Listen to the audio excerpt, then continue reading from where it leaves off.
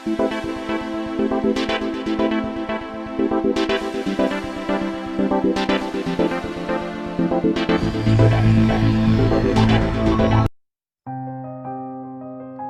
Friends, my name is Aman Kumar Singh और आप हैं अपने यूट्यूब चैनल मास्टर्स फिजिक्स पर। चलिए आज स्टडी करते हैं क्लास 12 का चैप्टर इलेक्ट्रोस्टैटिक और आज का टॉपिक है हमारा इंट्रोडक्शन के बारे में जानेंगे, चार्ज और उसके प्रॉपर्टीज के बारे में जानेंगे। So let's start. सबसे पहले समझते हैं इलेक्ट्रोस्टैटिक्स किसको बोलते हैं। इलेक्ट्रो का मतलब होता है चार्ज, इलेक्ट्रो का मतलब होता है चार्ज और स्टैटिक का मतलब होता है रेस्ट। यानी अगर हम लोग रेस्ट चार्ज की स्टडी कर रहे हैं तो उसको सिंपली हम लोग इलेक्ट्रोस्टैटिक्स बोलते हैं। यानी साइंस का वो ब्रांच जिसमें हम लोग electric force, electric field, electric potential and electric potential energy के बारे में बात करेंगे रेस्ट चार्ज की वजह से, तो उस ब्रांच को हम लोग इलेक्ट्रोस्टैटिक्स कहते हैं। आपको इलेक्ट्रोस्टैटिक्स का यूज काफी जगह देखने को मिलता है। जैसे आप इस डायग्राम में देख रहे हैं कि एक दीवार है और उस दीवार से बैलून जो है चिपका हुआ है। आखिर वो बैलून उस दीवार से क्यों चिपका हुआ है, तो वहां पे भी रीजन है उस स्टैटिक चार्ज का, जो दोनों में आप देख रहे हैं अलग नेचर का है, एक पे प्लस का है और एक पे माइनस का है, और इन दोनों ने एक दूसरे को अट्रैक्ट करके रखा है, जिसकी वजह से बैलून जो है इस दीवार से स्टिक्ड है, चिपका हुआ है ना। यहाँ पे आप देख रहे हैं कि दो बैलून एक दूसरे से दूर जा रहे हैं, दोनों एक दूसरे से सेपरेटेड हैं। क्यों सेपरेटेड हैं, तो वहां पे भी चार्ज उसका रीजन है, दोनों का सेम नेचर ऑफ चार्ज है। इसके बारे में हम लोग आगे स्टडी करेंगे। फिलहाल ये अपना इंट्रो है इलेक्ट्रोस्टैटिक्स का। तो यहाँ पे हम लोग रेस्ट चार्ज की स्टडी करने वाले हैं और उससे होने वाले जितने भी तरह के फेनोमेनॉन हैं उनके बारे में हम लोग स्टडी करने वाले हैं। चलिए आगे बढ़ते हैं। सबसे पहला डेफिनेशन है इलेक्ट्रिक चार्ज का। चार्ज किसको कहते हैं? चार्ज जो है कोई भी मैटर के साथ एसोसिएटेड होता है जो बेसिकली इलेक्ट्रिक और मैग्नेटिक इफेक्ट प्रोड्यूस करता है अपने सराउंडिंग में। यानी ये एक चार्ज की प्रॉपर्टी होती है जो अपने सराउंडिंग में इलेक्ट्रिक और मैग्नेटिक इफेक्ट प्रोड्यूस करता है। जब भी चार्ज रेस्ट पे रहता है तो वो केवल और केवल इलेक्ट्रिकल इफेक्ट प्रोड्यूस करेगा, और जब चार्ज मूविंग पे होता है, जब वो मूव कर रहा होता है, तो वो इलेक्ट्रिकल इफेक्ट भी प्रोड्यूस करता है एंड मैग्नेटिक इफेक्ट भी प्रोड्यूस करता है, मैग्नेटिक इफेक्ट भी प्रोड्यूस करता है। ये एक स्केलर क्वांटिटी है, इसमें केवल और केवल मैग्नीट्यूड होगा, इसका कोई भी डायरेक्शन नहीं होता है। इस बात का आपको ध्यान रखना है। यानी ओनली इसमें मैग्नीट्यूड होता है चार्ज के लिए, इसका कोई भी डायरेक्शन नहीं होता है। इसको सिंपली डिनोट हम लोग क्यू से करते हैं, कैपिटल क्यू स्मॉल क्यू जो कह लो आप, क्यू से करते हैं। इसका एसआई यूनिट जो है वो कूलॉम है या एम्पेयर सेकेंड भी आप बोल सकते हैं। मैथमेटिकली चार्ज को लिखा जाता है, क्यू को लिखा जाता है i into t. Mathematically charge को लिखा जाता है i into t, where i denotes for current and t denotes for time. तो अगर मैं डायमेंशन की बात करूं तो आई के लिए आएगा एम्पेयर यानी ए और टी के लिए आएगा टी। तो डायमेंशन को हमेशा स्क्वायर ब्रैकेट में रखा जाता है, जो कि हमने यहाँ पे रखा है। तो ये हो जाएगा अपना ए टी, यानी चार्ज का डायमेंशन हो जाएगा ए टी। फॉर्मूला आपको यहाँ पे याद रखना है, Q equals to I T, जो बेसिकली करंट के फॉर्मूला से आया है, I equals to Q by T से, है ना। चलिए आगे बढ़ते हैं पोलैरिटी ऑफ चार्ज के बारे में। वहां पे अभी आपने बैलून के पास देखा था नेगेटिव चार्ज, वॉल पे देखा था पॉजिटिव चार्ज। तो चार्ज को डिफरेंशिएट करने के लिए जो साइन उसको दिया जाता है उसको हम लोग पोलैरिटी ऑफ चार्ज बोलते हैं। यानी अगर हमने प्लस साइन दिया तो पॉजिटिव चार्ज, अगर हमने नेगेटिव साइन दिया तो नेगेटिव चार्ज, यानी माइनस साइन दिया तो नेगेटिव चार्ज हो जाएगा। इसी को सिंपली हम लोग पोलैरिटी ऑफ चार्ज बोलते हैं, यानी प्लस और माइनस साइन दे करके चार्ज के नेचर को डिफरेंशिएट करना, एक दूसरे से अलग बताने की कोशिश करना, that is simply called polarity of charges. चलिए आगे बढ़ते हैं। जितने भी मैटर्स होते हैं वो सभी एटम से बने हुए होते हैं, और आपको पता है कि अगर मैं ये एटम बनाऊं तो एटम के अंदर होते हैं न्यूक्लियस। एटम का सबसे सेंट्रल पार्ट होता है जिसको हम लोग, मैं इसको पूरा फिल कर देता हूं, और इसको मैं कहता हूं न्यूक्लियस।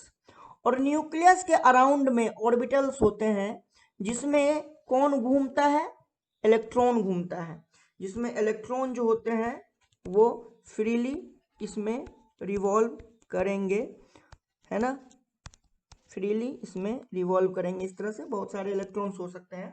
तो इस तरह से हम लोग आगे की तरफ बढ़ते चले जाएंगे, जितना हमारा जो भी तरह का एटम होगा उसके बारे में हम लोग बात करते हैं उसके अकॉर्डिंग। तो यहाँ पे ये जो हमारा न्यूक्लियस है जिसको हम लोग न्यूक्लियस बोलते हैं, इस न्यूक्लियस में प्रोटॉन्स होते हैं। कौन होते हैं? प्रोटॉन्स। और कौन होता है? न्यूट्रॉन्स होता है। प्रोटॉन्स जो होते हैं ये पॉजिटिवली चार्ज होते हैं, प्रोटॉन्स जो होते हैं ये पॉजिटिवली चार्ज होते हैं, और न्यूट्रॉन्स जो होते हैं ये न्यूट्रल होते हैं इलेक्ट्रिकली। न्यूट्रल कहने का मतलब इसके पास नो नेट चार्ज, इसके पास नो नेट चार्ज होता है, कोई भी नेट चार्ज नहीं होता है। इसका मतलब इसका टोटल चार्ज अगर बात करें न्यूट्रॉन का तो टोटल चार्ज 0 होता है। इसको आप एक और तरह से समझ सकते हैं कि इक्वल अमाउंट जो है of positive and negative charge, यानी इसके पास equal amount of positive and negative charge है। तो जितने भी मैटर हैं वो हमारा किससे बना हुआ है? एटम से बना हुआ है। और एटम में सबसे इनर मोस्ट पार्ट को हम लोग न्यूक्लियस बोलते हैं, जो सबसे हैवीएस्ट भी होता है उस एटम का। उसके सराउंडिंग रीजन में इलेक्ट्रॉन जो है रिवॉल्व करता है, ये है अपना इलेक्ट्रॉन, और ये इलेक्ट्रॉन जो है ये नेगेटिवली चार्ज होता है, ये नेगेटिवली चार्ज होता है। और ये जो प्रोटॉन है ये पॉजिटिवली चार्ज होता है। और एटम जो होता है ये कंप्लीटली, इसको कह सकते हैं ये न्यूट्रल होता है। यानी अगर आप एटम की बात करें तो एटम में equal amount of positive and negative charge होता है।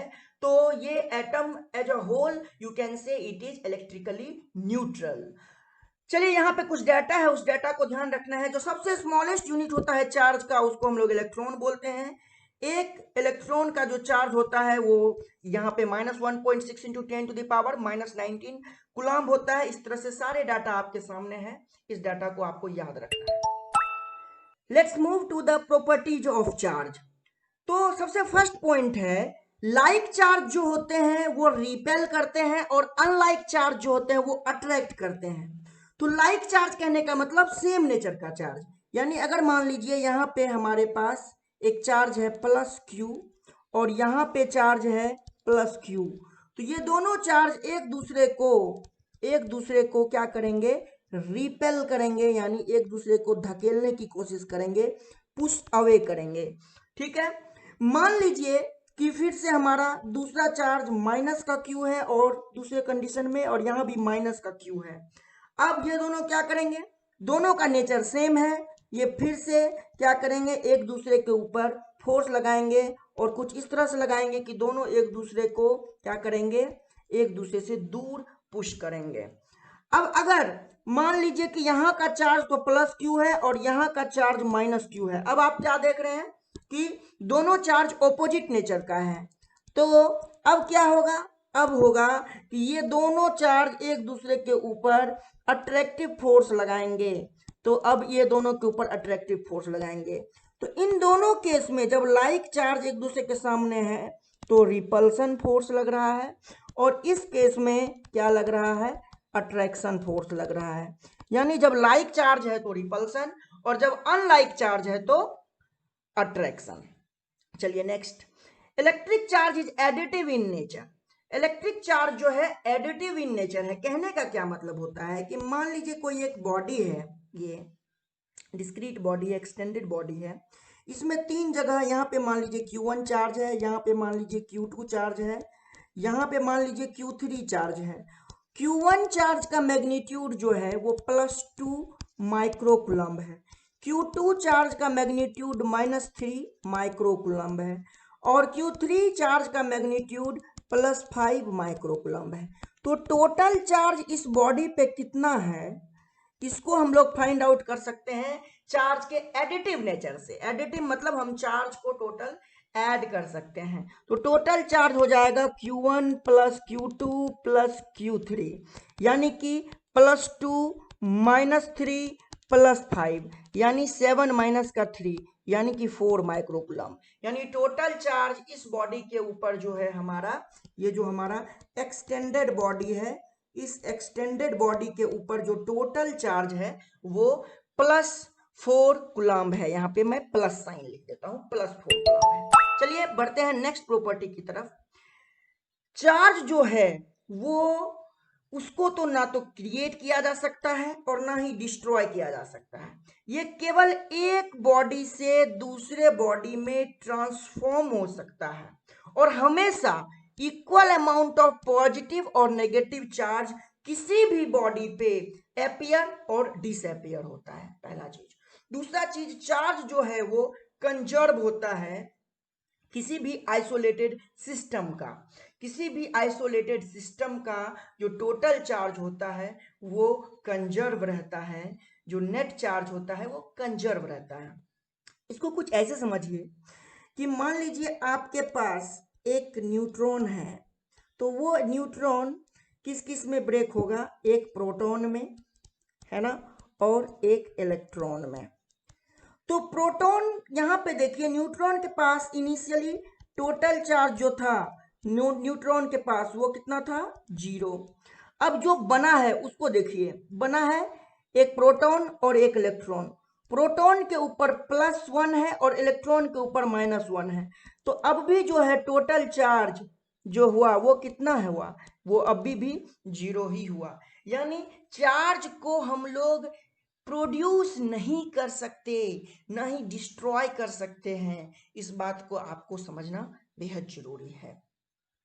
कोई भी बॉडी से, कोई भी बॉडी से मान लीजिए 2 इलेक्ट्रॉन निकल गया इस बॉडी से, ये हमारा बॉडी है, इसमें से 2 इलेक्ट्रॉन निकल गया, तो यहाँ पे प्लस का 2 चार्ज हो गया, यानी यहाँ पे ये पॉजिटिवली चार्ज हो गया उतने ही अमाउंट से। अगर 2 इलेक्ट्रॉन निकल गया यानी चार्ज जो है, इलेक्ट्रॉन जो है इसमें से लॉस हुआ है, तो उतना ही अमाउंट से ये अपने आप को गेन कर लिया, बट नेचर पॉजिटिव है। चलिए आगे बढ़ते हैं।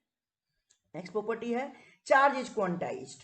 चार्ज इज क्वांटाइज्ड कहने का मतलब हुआ कि इसका जो वैल्यू होगा वो हमेशा डिस्क्रीट वैल्यू होगा, यानी Q को हम लोग +-n e लिखते हैं, जहां पे n जो है वो इंटीजर को बिलोंग करता है। यानी चार्ज जो है एक इलेक्ट्रॉन प्लस माइनस का हो सकता है, प्लस माइनस का 2 इलेक्ट्रॉन हो सकता है किसी बॉडी पे, प्लस माइनस का 5 इलेक्ट्रॉन हो सकता है किसी भी बॉडी पे, चार्ज 2 इलेक्ट्रॉन हो सकता है, प्लस माइनस 5 इलेक्ट्रॉन हो सकता है, प्लस माइनस 10 इलेक्ट्रॉन हो सकता है। अगर कोई कहेगा कि क्या +-10.5 इलेक्ट्रॉन हो सकता है क्या, तो आपको बोलना है नहीं, क्योंकि चार्ज को हम फ्रैक्शनलाइज नहीं कर सकते, फ्रैक्शन में नहीं तोड़ सकते। लास्ट जो प्रॉपर्टी है वो है चार्ज की इनवेरिएंट प्रॉपर्टी, यानी चार्ज जो है, चार्ज का जो मैग्नीट्यूड है वो स्पीड पे डिपेंड नहीं करता। जैसे मास में क्या होता है, मास में जब हम लोग स्पीड को इंक्रीज और डिक्रीज करते हैं तो मास का मैग्नीट्यूड चेंज होता है, बट चार्ज के केस में ऐसा नहीं होता है। इसलिए हम लोग कहते हैं चार्ज इज इनवेरिएंट, यानी ये स्पीड के साथ डिपेंड नहीं करता। स्पीड बढ़ाने घटाने से चार्ज के मैग्नीट्यूड के ऊपर कोई फर्क नहीं पड़ता। चलिए यहां तक आप लोग रिवाइज करिए। मैं हूं आपका अपना अमन सर, और ये है आपका YouTube channel masters physics like करिए, शेयर करिए, सब्सक्राइब करिए और बेल आइकन को प्रेस करना ना भूलें। अपने दोस्तों के साथ शेयर करिए हमारे यूट्यूब चैनल को और बने रहिए हमारे साथ। Thank you so much. Thank you.